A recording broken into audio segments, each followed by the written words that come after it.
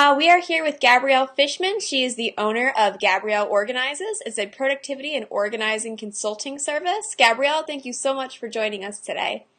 Thank you.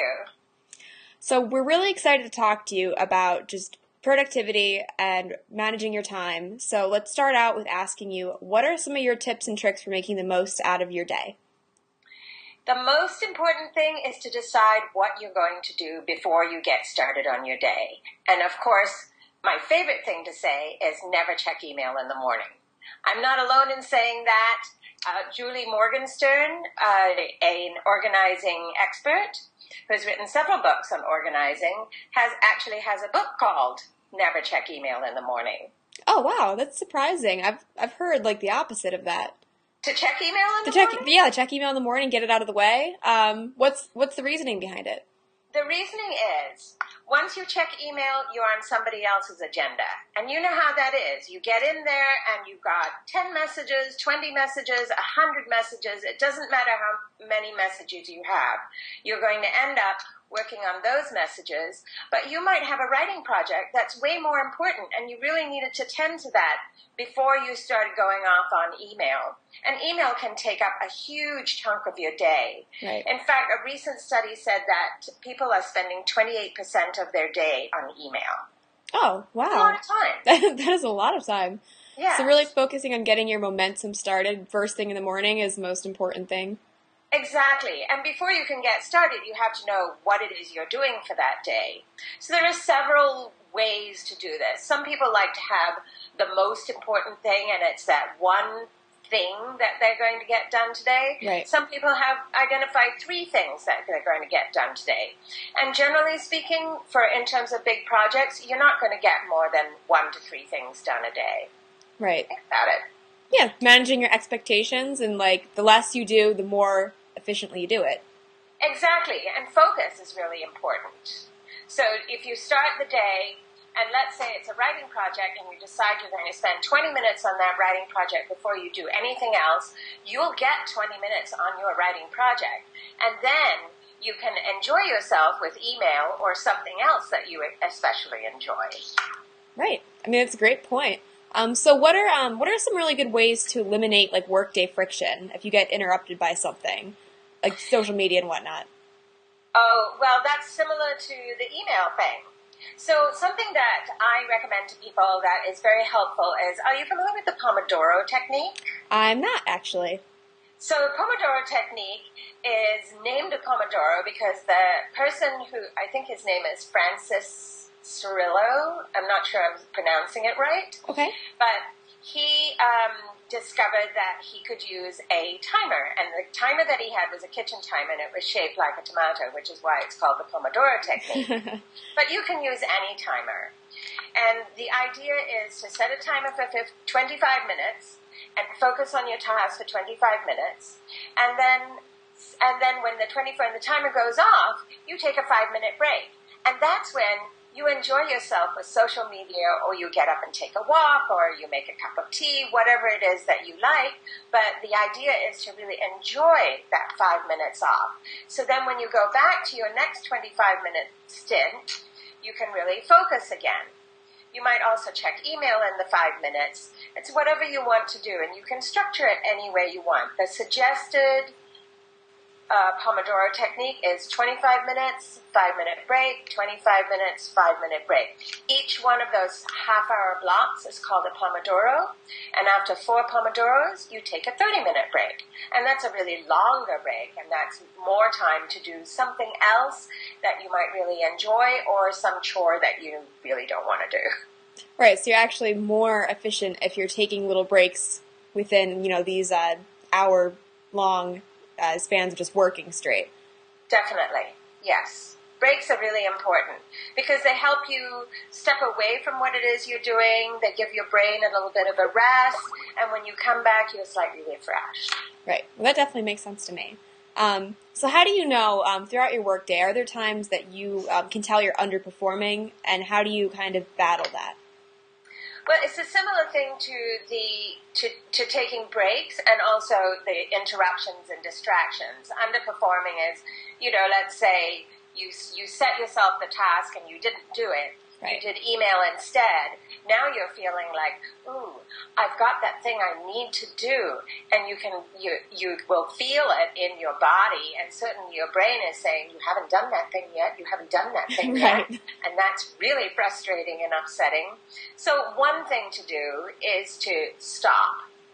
Stop and take a 5-minute break. Take a walk. Make a phone call. Do something completely different, and then come back and start working on that thing again. Right. It is really hard to focus. We're built to be distracted. You know, we're always minding out for that, the lion in the grass or whatever, that type of thing. But those things don't really exist in our day-to-day world, and it's hard for us to stay focused. But the timer, I think, is a really good tool to help stay focused. And also having in mind what it is you're going to be doing. That's really important, too. So, yeah, being mindful of the tasks ahead and then making sure that you're taking breaks here and now they're really good ways of just staying on task. Yes. Yep. I'm guilty of it too, so I definitely agree that sometimes breaks are. Yeah. So, do you have anything that you do every single day to stay focused or to remain successful? What I do is I look at my lists, and some people are crazy list makers and they love their lists, and some people make lists on little pieces of paper, and the little pieces of paper are all over the place. Right. But I recommend to just get one notebook. If you're not a crazy list maker and you're not already on top of your list, just get one notebook and just write in that and make your lists in that. And anything that's an action item, distinguish it either by a different color pen or a little star or a little checkbox that you can write next to the task, and just keep that one notebook. And that way all of your lists are in one place, and it's really easy to look through them and see what it is you've missed or what it is you've done, and you know how satisfying it is to cross something off the list. Right, definitely. Well, there's a whole psychology behind list making. Absolutely, absolutely. And there's a whole, I'm a big Getting Things Done by David Allen, that book. I'm a big fan of that book. Right. And one of the reasons I'm a big fan of that book is it's taking everything out of your head and putting it down on paper. And that frees your head up to think. Right. And now you can think creatively because all of the things that you needed to track are down on paper. And you don't have to spend your brain cycles paying attention to those things. You can always go back to your list and see what's on it in order to do the next thing. But so the list helps you stay focused. The list helps you decide what you're going to do today or tomorrow or right this minute or in the next half hour. The lists are really key. Oh, one thing also. Make sure you look at your list. Make sure you actually read your list. It's no good unless you look at it. Right, definitely. So what are some specific techniques that you use to stay organized throughout the day? Well, lists. Lists, of course. Sometimes, and here's another tip for making lists. If you're not a linear kind of person, you can use mind maps to create lists. Mind maps? So a mind map is where you put the main idea in the middle of, you get a big piece of paper, you put the main idea in the middle, and then you have sub-ideas off of that, but they're not linear. They can be anywhere on the page. Right. And that makes it easier for people who aren't linear thinkers to put everything down. It's out there. Now it's out there. Now you can sort it into a linear fashion, so you can say, oh, okay, well, I have to decide on a date before I can go shopping to plan for my dinner. Right. So if I'm going to have a dinner party, the first thing I have to do is decide on a date, decide on how many people I'm going to have, and then taking into consideration their dietary restrictions, I can plan my menu, and then I can go shopping. Right. Right. You wouldn't go shopping before you made your date. So that type of thing. Right. So definitely lists and definitely deciding what I'm going to do. I like to do it in the evening. It's sort of a calming activity for me. So at the end of the day, I take stock of what I've done, what's left to do. I look at my calendar, I look at my list, and I decide what's my big thing for tomorrow, and what am I going to do tomorrow?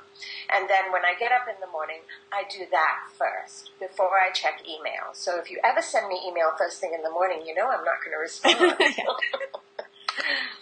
So to touch on the nonlinear projects, I mean, that's actually really insightful. I've never heard of that before, but it makes sense. You know, when you make a list or you make something in some kind of order and you don't do the first thing on it, you already kind of feel like you failed.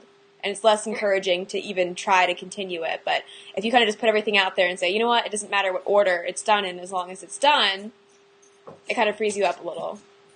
Well, in terms of making the list, yes, it doesn't matter what order you make your list in. Right. But when you go to do it, you do have to have it in a certain order. Right. Because, as I said, you can't go shopping before you've decided what your menu is or when you're going to have that dinner party. Right. So, yeah, that definitely makes sense. So was there anything else that you could really tell our readers, our audience, anything about staying on task or any way to even organize your day that you find to be really, really helpful? One thing is time blocks. Time blocks. Time blocks are chunks of time that you assign for a particular type of activity. Right. So it's not that that's what you're going to do right now, but you might have, for example, first thing in the morning is writing. Right. And then you take your shower and do your personal grooming. For example, you might switch that around because you have to have time for sleep, you have to have time for eating, you need time for self-care, you need time for writing, you need time for the boring stuff, for admin, for email. So you can structure your days like that. You can create an ideal day. And of course, the way to do that, just like anything else, time is finite. You only have so much of it, and we all have just the same amount of time. So in the same way that you might create a budget for your money, you can create a budget for your time, and that's what time blocks do. They help you budget your time. So before you can decide how you want to spend your time, you might want to keep track of how you are spending your time for a week or two. And then from that, you can get a sense of how much time you need to spend on self-care, how much time you need to spend on your administration, how much time you're spending on email. And it also helps you chunk your light tasks together, and that makes you more efficient. Right. Would you recommend, do you think that being kind of vague, like, let's say you make a time block and you say, I'm going to spend this time block studying or researching this one idea. Do you find that it's more helpful to be more specific about what you're doing, like writing out exact tasks you need to do to get it done, or just being kind of open and saying, okay, I'm just going to work on this for an hour, take a break, work on it more, and just keep doing that until it's finished, or until the time block is up? Well, the time block is more for the type of work you're going to do within that time. So It might be writing. So you might have 3 hours of writing every single day if you're a writer. And then within your 3 hours of writing, that's where you check your list and you got, I'm going to be writing an article on productivity and that's due next week. Well, I better get started on it today. So I'm going to focus on that today and that's what I'm going to work on today. And tomorrow I might have a different project, but I still have the same 3-hour block for writing every single day. Speaking of writing, can I just share one more with you? Yeah, of course. So this is called the Jerry Seinfeld method, also known as Don't Break the Chain. And the story goes there was an up-and-coming comic who had an opportunity to work at a comedy club where Jerry Seinfeld was. And he asked Seinfeld for his tips for an up-and-coming comic. And Seinfeld said, well, in order to be a good comedy writer, you have to write. Right. And what he does is, this is the story, that he said, get yourself a big wall calendar, a big year-long calendar, put it up on the wall and get a big red magic marker and write every day. And every day that you write, put big black X, a big red X on the day. Right. And then the next day you put a big red X, and the X's are supposed to motivate you to not break the chain. So every day you want to have an X on the day. Of course, if you're sick or you're on vacation, obviously you're not going to have an X on that day, but you can put S or V on that day, so you still have a chain. Not breaking the chain. Right. And the idea is just to do something every day. Right. Okay, thank you so much for sharing that. I mean, I've actually heard that before, but I'll link to it somewhere within a transcription about that particular theory. But thank you so much for sharing your expertise with us. I personally got a lot out of it, and I really look forward to, reading some of that material that you suggested. I know you mentioned a few books that you find helpful, and definitely looking forward to checking it out. My favorite books are Your Brain at Work, The Power of Habit, Getting Things Done. Right. Okay, great. Well, Gabrielle, thank you so much, and it was great to talk to you. Thank you. Have a wonderful day. Thank you so much. Bye-bye. Bye.